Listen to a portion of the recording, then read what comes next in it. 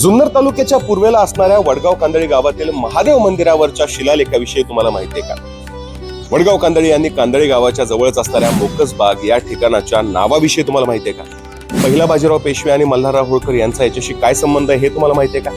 याच सगळ्या बाबत आज मी तुम्हाला सांगणार आहे. जय शिवराय, मी शिवजन्मभूमीचा भटक्या आकाश डावखरे. तर त्याचं झालं असं, जुन्नर तालुक्यातील पूर्व भागात असणाऱ्या वडगाव कांदळी या गावामध्ये आहे महादेवाचं मंदिर, जिथे मंदिराच्या प्रांगणातच नंदी महाराज विराजमान आहेत. आतमध्ये आपल्याला शिवलिंगही पाहायला मिळतं. वडगाव कांदळी या गावातील मारुती मंदिरासमोर असलेल्या महादेव मंदिरावर मुख्य प्रवेशद्वाराच्या उजव्या बाजूला बसवला आहे शिलालेख. हा शिलालेख उठाव स्वरूपाचा असून 3 ओळींचा असून शुद्ध मराठी भाषेत आहे.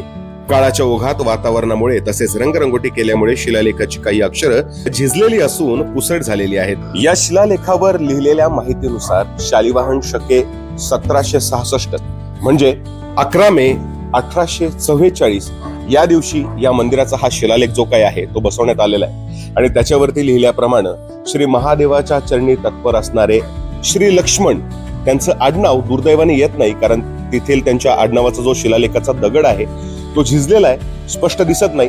पण हे जे कोणी लक्ष्मण होते, जे महादेवाचे भक्त असावेत, त्यांनी या मंदिराची स्थापना केल्याचं आपल्याला समजतं. मंडळी बघा, त्यावेळी इंग्रजांच्या कालखंडामध्ये देखील हे मंदिर बनवलं गेलेलं आहे. म्हणजे जी व्यक्ती असणार आहे ती समाजकार्यात नक्कीच त्या काळात अग्रेसर असणार आहे, आपल्याला हे यावरनं समजतं.